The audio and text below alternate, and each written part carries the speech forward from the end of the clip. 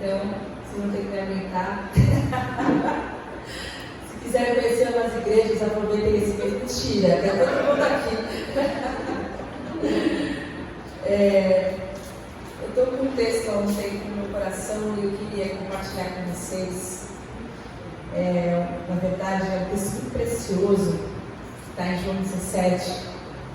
E eu até trouxe que algumas pessoas falam desse texto, eu amo que o John MacArthur fala desse texto, mas tem um reformador que chama Philip Melanchthon, que fala o seguinte: não há voz que já tenha sido ouvida nem no céu nem na terra, mais exaltada, mais santa, mais fecunda, mais sublime do que a oração feita pelo próprio Filho, pelo Filho do próprio Deus.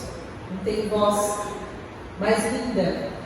E John MacArthur fala desse texto, que é nesse capítulo de João 17 que o verbo é removido e nós somos escoltados até o Santo dos Santos. Abordamos com o nosso Cristo o próprio trono de Deus. Chegamos à câmara interna da Trindade, o santuário, o lugar secreto do tabernáculo do Altíssimo é aberto para nós. É aqui que vamos tirar os nossos sapatos e escutar com o coração humilde e reverente, pois este é talvez o solo mais sagrado da Escritura. O que ele está falando? Está falando da oração que Jesus fez em João 17. Essa oração pode ser dividida em 3 partes. Jesus ora por ele mesmo, Jesus ora por seus discípulos, depois Jesus ora por toda a igreja, Jesus ora por todos aqueles que haveriam de ser salvos.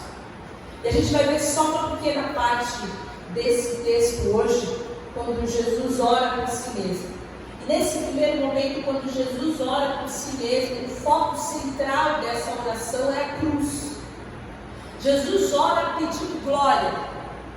Essa não é uma oração pedagógica como a oração do Pai Nosso, quando os discípulos falam, ensina-nos a orar. Nós não podemos pedir para Deus, nos glorifica.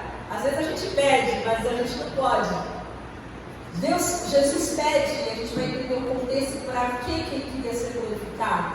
Mas é uma oração num momento extremamente relevante, num momento tenso, num momento extremamente delicado. E nesse momento, Jesus coloca novamente a cruz no centro, porque a cruz é o ponto central de todo o Evangelho. E a cruz é gloriosa.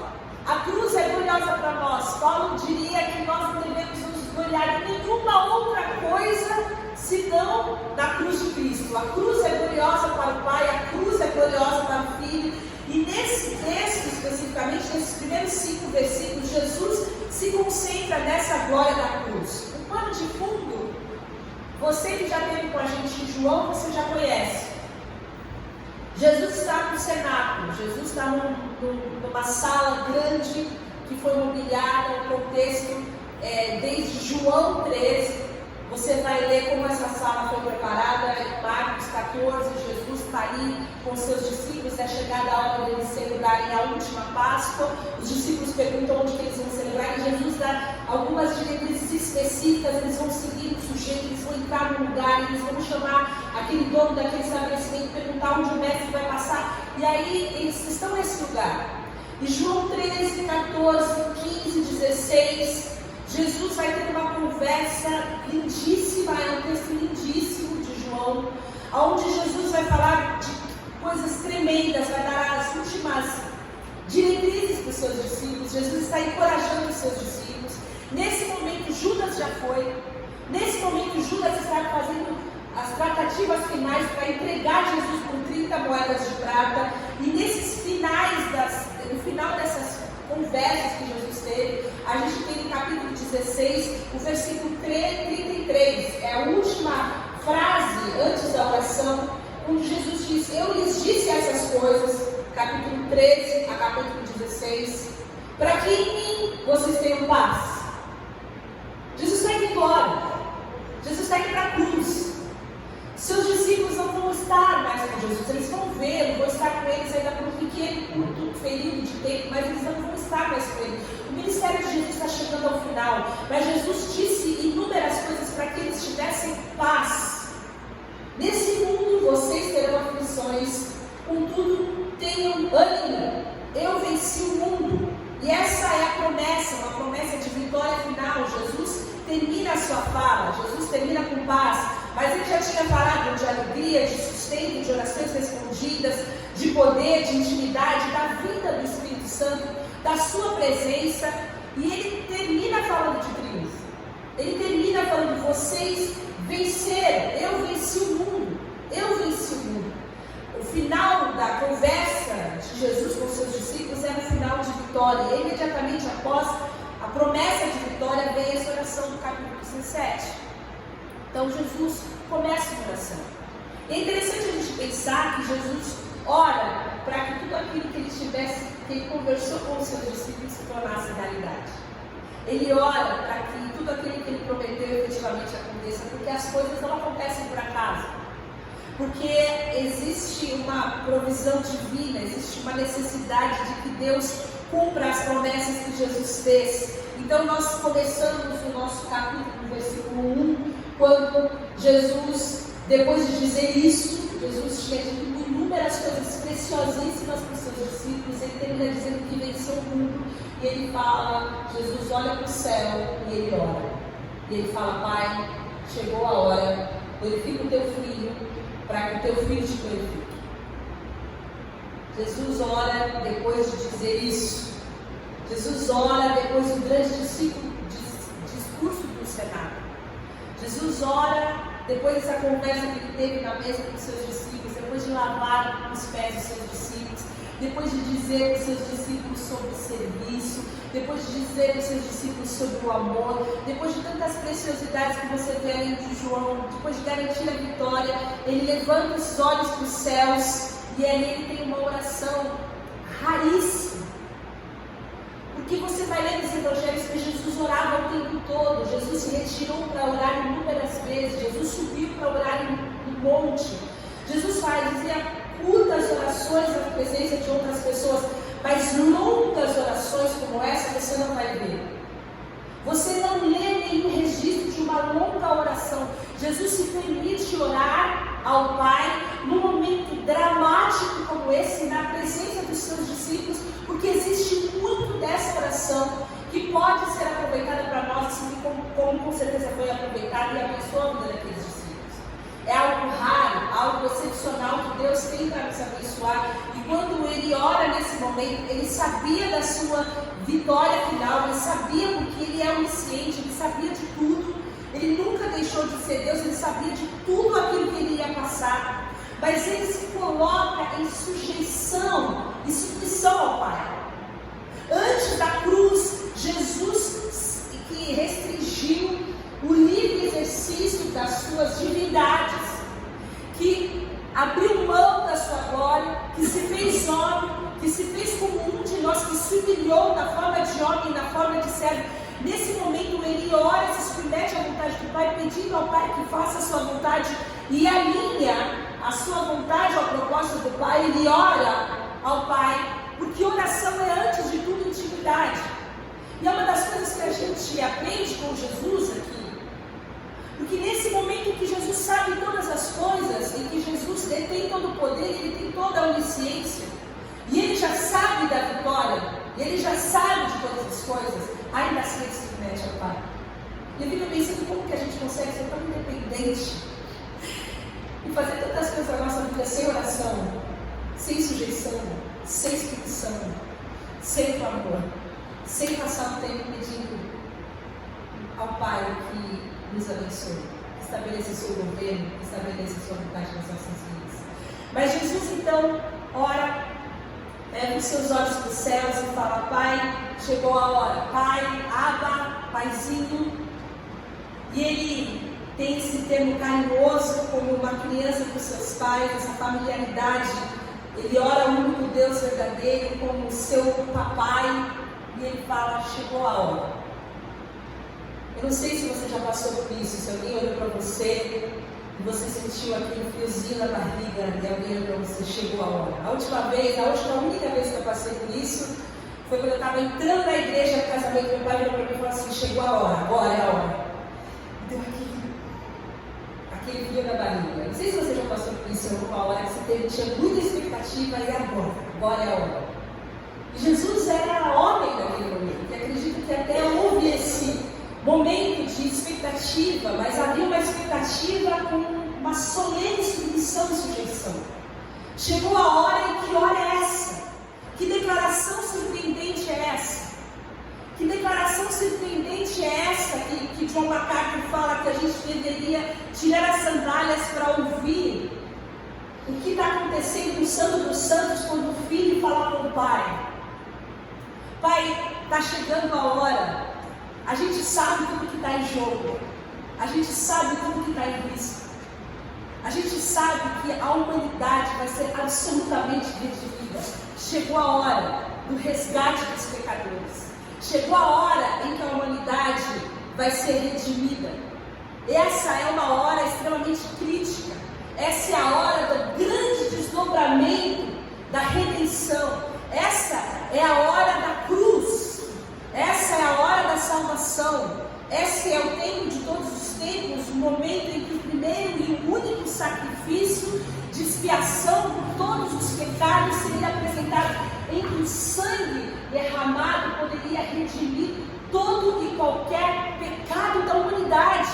Chegou a hora em que aquele que não conheceu o pecado se fez pecado por nós, para que nós pudéssemos ser feitos justiça de Deus. Chegou a hora do cumprimento das grandes profecias. O Pai ouve a oração do Filho e sabe que o Cordeiro de Deus foi separado desde antes da fundação do mundo, seria imolado naquela Páscoa. Chegou a hora. Esse era o clima, a hora do triunfo sobre o príncipe desse mundo, a hora em que todos os escritos de dívida seriam pregados na cruz e o diabo já não teria nenhuma acusação contra nós. Essa era a hora, era esse o momento em que seria descartado o velho e seria reinaugurado o novo, o momento em que Deus em Cristo iria apagar a maldição do pecado e reconciliar consigo os pecadores, em que a luz viria ao mundo, e tudo isso ia acontecer numa cruz. Vergonha para o mundo, vitória para os inimigos de Deus. Vitória deve ter sido um carnaval do inferno, mas para nós é a glória de Deus. Para Jesus era a glória de Deus. Chegou a hora, Jesus fala: glorifica o teu filho, para que o teu filho te glorifique. E essa oração de Jesus, glorifica o teu filho, para que o teu filho te glorifique, é uma oração altruísta, aonde Jesus quer que o amor do Pai seja revelado na cruz. E esse foi um amor glorioso revelado, porque que pai que pode entregar o seu filho para ser imolado por pecadores indignos? Existe glória maior do que essa, existe maior amor do que esse. Existe um amor maior revelado do Pai do que Jesus pendurado na cruz do Calvário. É dessa forma que o Pai é glorificado.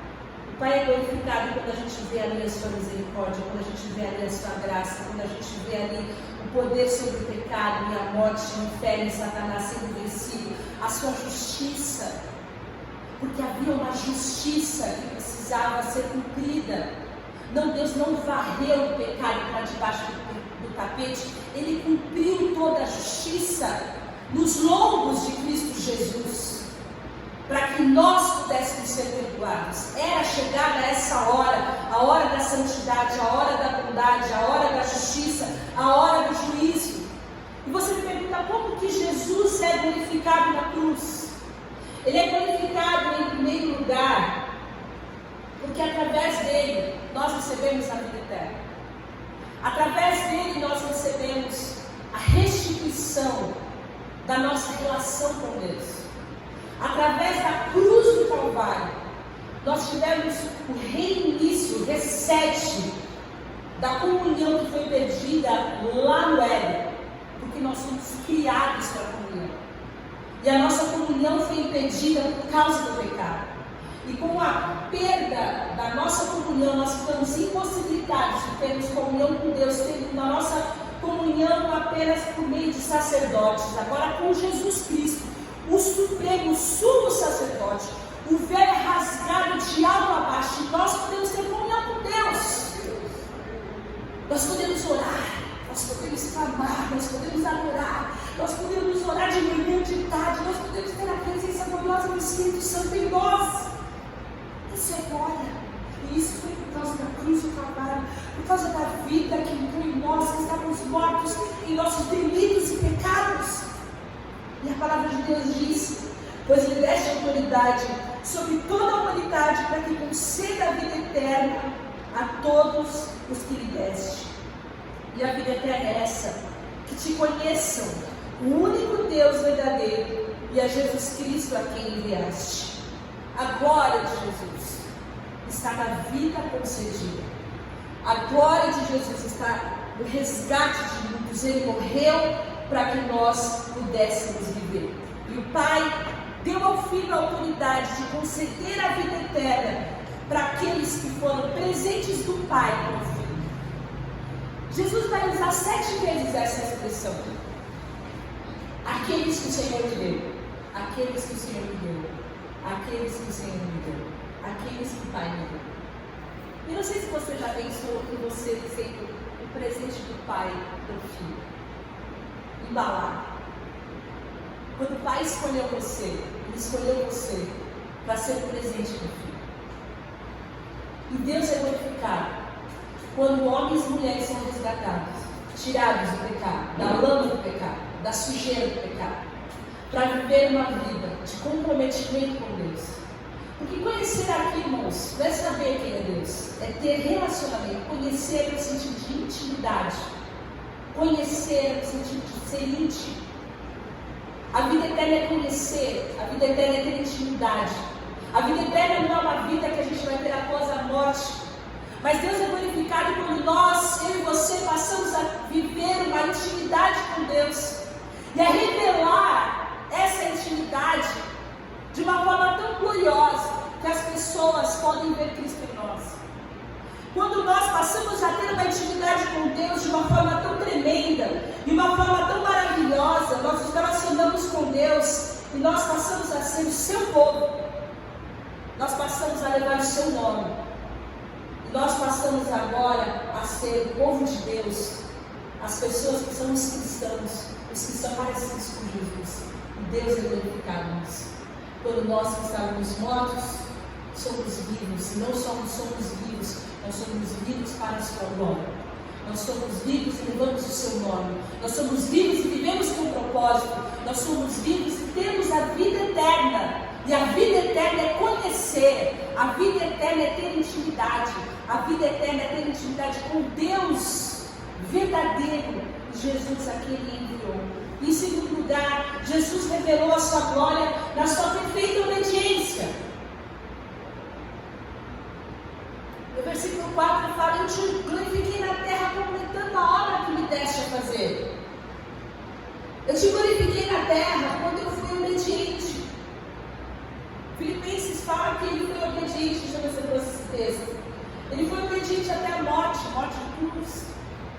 Ele foi obediente e ele teve uma vida perfeita. Não se achou engano na sua boca.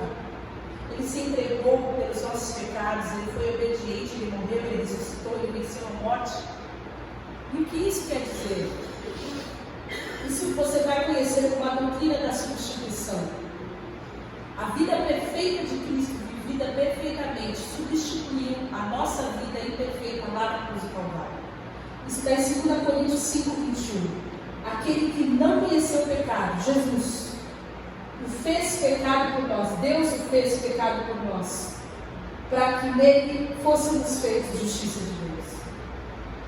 Deus é glorificado quando Ele, sendo obediente até a morte, carrega em seu corpo os nossos pecados, para que eu e você pudéssemos ser eternamente justificados, pudéssemos ter as nossas vestes branqueadas, pudéssemos ter as nossas mãos limpas, pudéssemos ter um coração puro, pudéssemos ter a mente de Cristo, pudéssemos nos apresentar santos e irrepreensíveis como a igreja santa do Senhor Jesus, Quando nós agora somos esse povo lavado, o povo escolhido de Deus, nós glorificamos o nome de Jesus pela doutrina da substituição. Deus é glorificado tornando-se obediente e sendo um substituto perfeito. Eu trouxe uma ilustração, como se a gente tivesse muito sonho de ir num show de uma banda que a gente gosta muito, ou um teatro, e a gente consegue um dinheirinho para a gente comprar uma cadeira lá na última fileira. E quando a gente vai comprar, acabou. Juntou dinheiro o mês todo, entra lá no site, acabou, não tem mais. Não conseguiu comprar. E a gente agora ficou de fora, mas na última hora alguém chega e fala assim: mas olha, eu tenho aqui um convite para você, eu não vou mais, pode ir no meu lugar.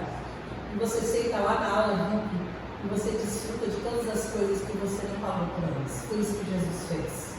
Ele deu para nós um lugar que nós não compramos, que nós não tínhamos condições de ter, para que nós pudéssemos usufruir daquilo que era de direito dele. Esse é a glória, essa é a graça, essa é a substituição. Ele nos deu a vida e ele carregou os nossos pecados. E por último, versículo 5 fala: agora, Pai, glorifica-me junto a ti, com a glória que eu tinha contigo antes que o mundo existisse. Olha o que Jesus está falando: antes que o mundo existisse, quando éramos só nós dois e o Espírito Santo, antes da gente criar o cosmos, antes da gente criar as galáxias, antes da gente criar o macro e o micro, antes dos bichinhos, do pôr do sol, das montanhas, das geleiras, porque a palavra fala que toda a terra está cheia da sua glória. Mas antes de tudo isso, já tem glória. Isso é só uma fagulha. O que a gente vê é só um resquício da glória de Deus. Nós ainda não estamos prontos para ver o que é a glória, para desfrutar o que é a glória. Jesus fala: me restitui essa glória. Jesus está falando: eu estou voltando para casa. Eu cumpri o que eu tinha para fazer aqui. E agora eu estou voltando para casa. Eu estou voltando para a glória que eu tinha contigo antes que o mundo existisse. A nossa comunhão vai voltar a ser o que era antes. A obra foi concluída, a humanidade restaurada, Satanás derrotado, o pecado destruído, a morte perdeu seus efeitos, é hora de voltar para casa. E Filipenses fala que por isso Deus o exaltou à mais alta posição, lhe deu um nome que é acima de todo nome, para que ao nome de Jesus se dobre todo o joelho do céu e da terra, e debaixo da terra, e toda língua confesse que Jesus é o Senhor, da glória de Deus Pai. Jesus é o Senhor. É quem Ele é. Toda língua, todo joelho, todas as tribos, todas as nações, de todos os tempos, de todas as eras, um dia vão confessar, porque a Ele foi restituída a glória antes que o mundo existisse, porque Ele concluiu a obra que Ele tinha. A cruz era a glória, porque nela houve a perfeita justiça imputada a nós, porque nela nós fomos justificados, porque nela nós fomos perdoados, porque nela nós tivemos a vida. A cruz é cheia de glória, porque nela foi revelado o amor do Pai, foi revelada a graça do Pai, porque nela o homem recebeu a paz com Deus. E nesse momento crítico de tensão, de emoção, Jesus então fala: Pai, eu cumpri a minha tarefa, eu cumpri os nossos planos, eu dei a vida a eles, eu vou justificá-los, eu vou substituí-los, eles serão puros, santos, eles passarão a eternidade conosco, eles terão o nosso nome, nós vamos ser uma família, então eu vou voltar para casa, eu vou voltar para viver a glória. E uma coisa eu sempre me perguntava, enquanto eu preparava isso, e ontem de manhã cedo, eu pensava: o que é essa glória? Porque se você ler os primeiros capítulos de Apocalipse, você vê que João não consegue entender que glória é essa. Ele tem que explicar, ele começa a falar, é como se fosse, porque nada nesse mundo a gente pode comparar com a glória de Deus. Por mais que a gente se esforce,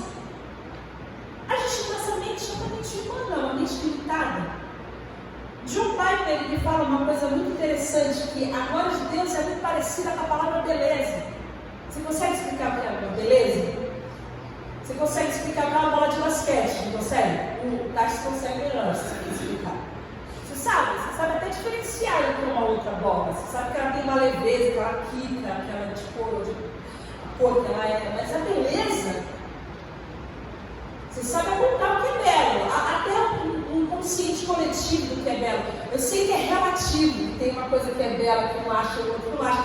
Mas tem coisas que todo mundo acha belo. Você consegue, mas a glória é um pouco parecida com isso. Você não consegue descrever o que é a glória. Você não consegue dizer o que é essa glória. E a gente pode até ter uma ideia, mas a gente não pode definir, a gente pode apontar. Nós não podemos dizer especificamente, a gente tem umas palavras humanas, tem celebridade, tem nome, reputação, honra, orgulho, brilho, resplendor, prestígio, mérito. Mas a glória de Deus no Antigo Testamento, gente, vinha com nuvem, vinha com fumaça. A glória de Deus, ela vinha cheia de vento tempestuoso, fogo. Não era honra e reputação. A glória de Deus era muito além do que as nossas palavras podem descrever. Hebreus 1 vai falar que ele, Jesus, é o resplendor da glória. A expressão exata do seu ser.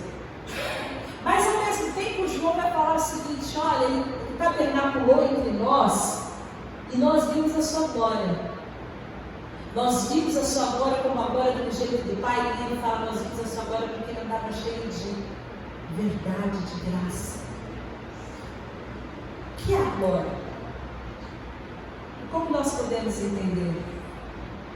Nós podemos olhar para a palavra santidade para tentar compreender essa glória, porque ser santo é ser separado, isso nós sabemos, é uma coisa que a gente pode conceituar. Ser santo é estar numa outra prateleira, todos estão nessa prateleira, o santo está separado, ele não pode ficar nessa mesma prateleira, ele tem uma outra perfeição, ele tem uma outra grandeza, ele tem um outro valor, ele é distinto. E Deus é assim, nada é como Ele é muito maior, ninguém é como Ele, ninguém pode ser melhorado, ninguém pode ser imitado. Ninguém jamais poderá ser como Deus é, Ele é incomparável. E quando nós lemos Isaías 6:3, quando Isaías tem uma visão do céu, ele vê os anjos que proclamavam uns aos outros, dizendo: Santo, Santo, Santo é o Senhor dos exércitos, a terra inteira está cheia da sua santidade? Não, a terra inteira está cheia da sua glória. Santo, Santo, Santo é o Senhor dos exércitos, toda a terra está cheia da sua glória. Então a glória de Deus é a manifestação da beleza e da santidade de Deus.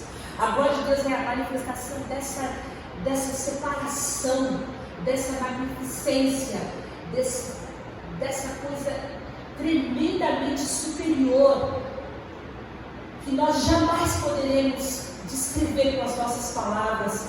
E toda a terra está cheia. Essa santidade, essa bondade, essa beleza pode ser vista, pode ser contemplada, pode ser adorada em pequenas coisas, no dia a dia, nas paisagens, no canto de uma criança, nos pequenos milagres que acontecem no nosso dia a dia.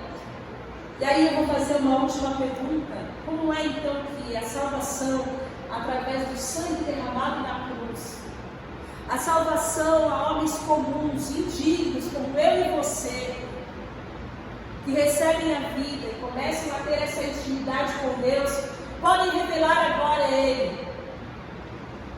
Como que nós, salvos, podemos dar glória a um Deus cuja a santidade é tão tremenda que enche toda a terra com a sua glória?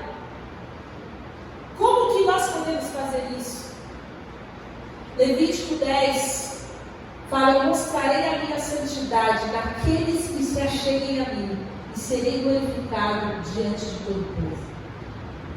Quando nós nos achegamos ao Senhor, Ele mostra a sua santidade para nós. E Ele é glorificado no nosso corpo. É através dessa intimidade, é através desse achegar, é através dessa proximidade. A cruz traz salvação para que nós pudéssemos viver para a glória de Deus, revelando essa beleza nas nossas vidas. Esse se torna o nosso propósito. Isso está em Efésios. Nós somos escolhidos para sermos para o louvor da sua glória. Então, quando nós cantamos aqui, a Ele a glória, a Ele a glória, a Ele a glória, é muito mais do que só uma palavra, é nós vivemos com essa consciência de que a cruz cumpre o seu propósito na minha e na sua vida, quando nós conhecemos a Deus com intimidade, glorificamos a Deus todos os dias na nossa vida, vivendo intimidade com Ele. O cumprimento do propósito da cruz, a glória de Deus é revelada na cruz, quando nós temos intimidade com Deus. Quando nós nos achegamos a Ele, a santidade dEle é colocada em nós, por causa do Espírito Santo que habita em nós, que nos torna semelhantes a Jesus através do fruto. E aí a glória de Deus se manifesta no meio do seu povo. Nós precisamos entender que Deus esse século cegou o entendimento dos incrédulos para que não resplandeça a luz do Evangelho da glória de Deus. Nós somos a resistência. As pessoas não podem ver a glória de Deus, mas nós somos a luz. Nós somos a luz que leva a glória de Deus, que resplandece a glória de Deus, através da nossa intimidade e da santidade que é manifesta pela intimidade que nós temos com o Senhor. Que Deus possa gerar essa verdade no nosso coração, para que a glória de Deus possa se revelar, para que toda a terra seja cheia da sua glória, e nós também sejamos receptáculos da glória de Deus e vivamos para a sua glória, em nome de Jesus. Vamos orar. Senhor, nós te agradecemos por Jesus, que aceitou o ministério de ser o Cordeiro Santo.